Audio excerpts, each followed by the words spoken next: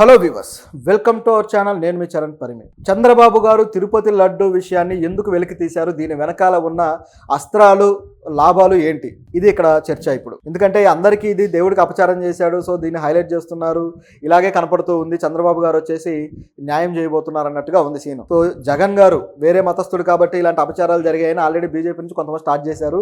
మరోవైపు అయితే దీనికి మతపరమైన రంగు పులిమి ఆ డైవర్షన్ తీసుకురావడానికి టీడీపీ నుంచి కూడా అనేక నేతలు చేయాల్సినవన్నీ చేస్తూ పోతున్నారు.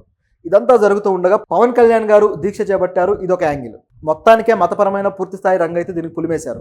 ఇలా పులిమి వెనకాల దీని వెనకాల వాళ్ళ స్వలాభాల కోసం కొన్ని పనులు చేయబోతున్నారు అనేది కనిపిస్తూ ఉంది. అదేంటయ్యా అంటే, హెరిటేజ్ కోసమే చంద్రబాబు గారు ఈ విధంగా చేస్తున్నారా, హెరిటేజ్కి లాభాలు చేకూర్చడానికి ఇది స్కెచ్చా అన్నట్టుగా కనిపిస్తుంది. ఎందుకంటే ఇక్కడ ఉన్న మిల్క్ ప్రొడక్షన్ ఏవైతే దానికి టెండర్లు ఇచ్చారో అవన్నీ కూడా పక్క రాష్ట్రాలవి. గతంలో వచ్చేసి కర్ణాటక నుంచి నందిని ఏదైతే కంపెనీ ఉందో ఆ కంపెనీ నుంచి తీసుకున్నారు. అది కూడా సహకార ప్రభుత్వ ఆధ్వర్యంలో నడిచే సహకార సంస్థ. సో ఇది కూడా మొత్తం కర్ణాటక మిల్క్ ఫెడరేషన్ ఆధ్వర్యంలో నడుస్తూ ఉంది. సో ఇట్లా వీళ్ళ నుంచి తీసుకోవడం జరిగింది. సో అది నాణ్యమైన నెయ్యిగా పేరైతే ఉంది.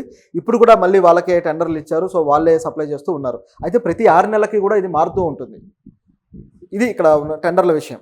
అయితే అసలు ఈ నెయ్యికి సంబంధించినంత వివాదం చేయడానికి వెనుక అనేక లాజిక్లు ఉన్నాయి.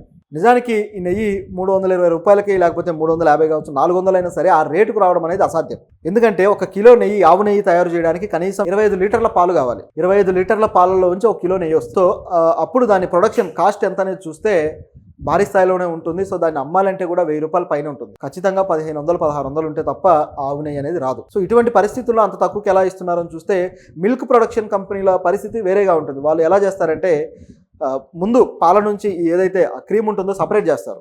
సపరేట్ చేసిన తర్వాత ఈ పాలు, క్రీమ్ లేని పాలు, సో ఇవి చాలా పౌష్టికత్వం తక్కువ ఉండేవి, ప్రోటీన్ కావచ్చు, ఐరన్ కావచ్చు, అన్నీ తక్కువగా ఉంటాయి. కాబట్టి వీటిని చాలా తక్కువ రేటుకి అమ్మాల్సి ఉంటుంది. కేవలం 15 రూపాయలకు అమ్మాల్సి ఉంటుంది.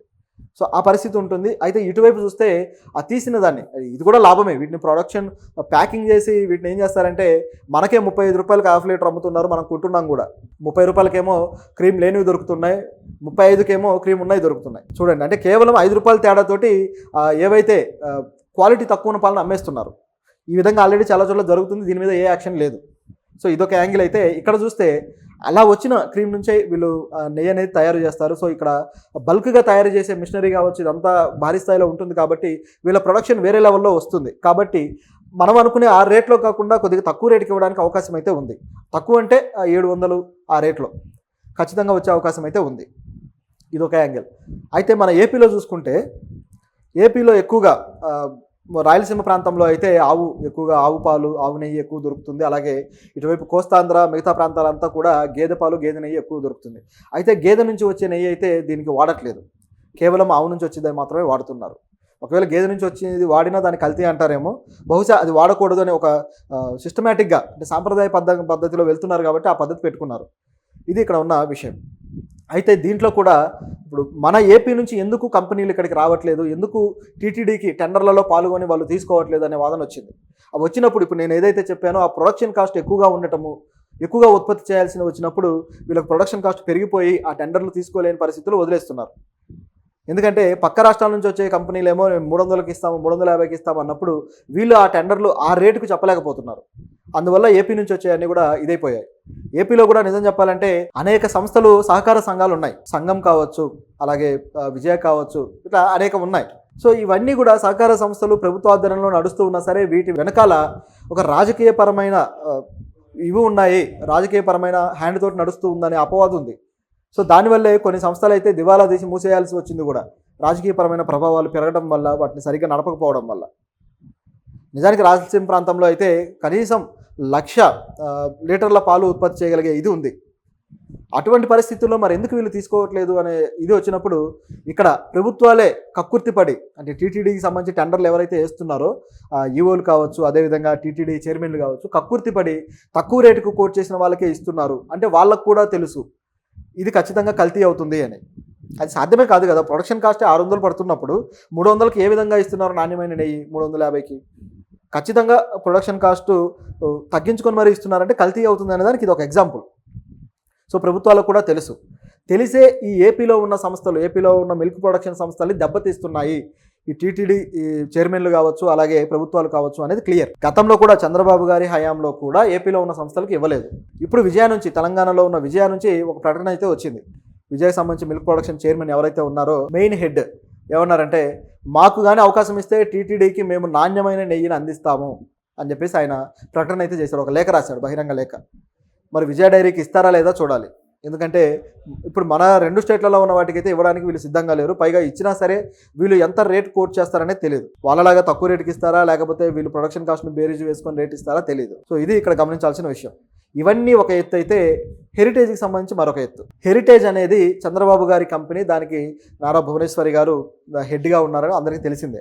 సో మిల్క్ ప్రొడక్షన్, లేకపోతే ఆ మిల్క్ నుంచి ఆ నెయ్యి ప్రొడక్షన్ ఏ విధంగా చేస్తారనేది వాళ్ళకన్నా బాగా ఎవరికి తెలియదు. సో వాళ్ళే ఏ రేటుకి అమ్ముతున్నారు చూస్తే మార్కెట్లో తెలిసిపోతుంది. వాళ్ళు కూడా కొద్దిగా తక్కువ రేటు పెట్టి అమ్ముతున్నారు. సో దీన్ని బట్టి చూస్తే దాంట్లో ఏ తరహాలో ఆ నెయ్యి ప్రొడక్షన్ జరుగుతుంది, దాని ప్రొడక్షన్ కాస్ట్ ఏంటి, అవన్నీ కూడా వాళ్ళకి వివరాలు ఉన్నాయి. ఇప్పుడు దీన్ని ఎందుకు ముందుకు తీసుకురావాల్సి వచ్చిందంటే, ఇక్కడ తృణమూల్ కాంగ్రెస్ నుంచి ఒక ఎంపీ ఒక వ్యాఖ్య చేశాడు. ఏమన్నాడంటే, చంద్రబాబు గారు హెరిటేజ్ నెయ్యి కూడా ఆ లడ్డుకి సప్లై చేయడం జరిగింది, దాన్ని ఎవరూ బయట పెట్టట్లేదు అని చెప్పేసి ఆయన ఒక బాంబు పేల్చాడు. చంద్రబాబు గారి హెరిటేజ్ కంపెనీ నుంచే ఆ నెయ్యి అనేది టీటీడీ కొంతవరకు వెళ్ళింది, కొన్ని నెలల పాటు అని చెప్పేసి ఆయన వాదన. ఎందుకంటే ఇక్కడ ఆయన వాదన కూడా కొంత లాజికల్గానే ఉంది. ఆయన ఏమంటున్నాడంటే, కరోనా టైంలో ఏదైతే పాండమిక్ ఉందో ఈ టైంలో అన్ని సంస్థలు, సూపర్ మార్కెట్ సంస్థలు కావచ్చు, అన్ని సంస్థలు దివాలా తీస్తే కేవలం ఈ ఏదైతే హెరిటేజ్ ఉందో ఈ హెరిటేజ్కి 1200 కోట్ల రూపాయల లాభం ఏ విధంగా వచ్చింది అని చెప్పి ఆయన క్వశ్చన్ చేస్తున్నాడు. అంటే ఆయన క్వశ్చన్ అడగడం బాగానే ఉంది, కానీ హెరిటేజ్ మాత్రమే కాదు, అనేక కంపెనీలు లాభాల బాట పట్టాయి. ఇందులో ముఖ్యంగా చూసుకుంటే డీమార్ట్ కూడా 1000 కోట్ల లాభాలకు వెళ్ళింది కరోనా టైంలోనే. ఆ 2 ఏళ్ల టైం ఏదైతే ఉందో ఆ టైంలో పీక్ లెవెల్కి వెళ్ళిపోయింది. ముఖ్యంగా షార్ట్ లిస్టింగ్ అయ్యి, ఇది నిఫ్టీలో కూడా షార్ట్ లిస్టింగ్ అయ్యి అద్భుతంగా రిజల్ట్ అయితే చూపించి ఈ స్థాయికి వెళ్ళింది డీమార్ట్.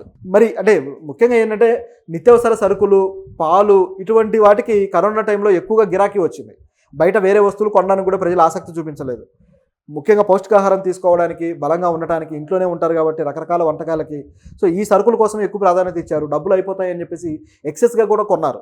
కాబట్టి ఈ సూపర్ మార్కెట్ ఫీల్డ్ అనేది ఏదైతే ఉందో ఇవి విపరీతంగా లాభాల బాట పట్టిన మాట వాస్తవం. కాబట్టి ఆయన ఆరోపణ అనేది కొట్టిపడేయచ్చు, అదేం పెద్ద లెక్కలోకి రాదు. కాకపోతే హెరిటేజ్కి సంబంధించి నెయ్యి ఇటు సప్లై చేశారనేది మాత్రం తీవ్రమైన ఆరోపణ. ఇదైతే సీరియస్గా తీసుకోవాలి. అయితే దీంట్లో ఈ ఎవిడెన్సెస్ ఏంటి అనేది ఎవరికి క్లారిటీ లేదు. కాకపోతే ఒక డౌట్ ఉంది. ఎందుకంటే జూలై 15వ తారీఖే రిజల్ట్ వచ్చేసింది, అంటే దీంట్లో కల్తీ ఉంది అని. కల్తీ ఉన్నా సరే నెల రోజుల పాటు దాన్నే కొనసాగించారా, నెలన్నర పాటు? ఎందుకంటే చంద్రబాబు గారు ఇప్పుడు బయట పెట్టారు ఒక వారం క్రితం, 4 రోజుల క్రితం గట్టిగా.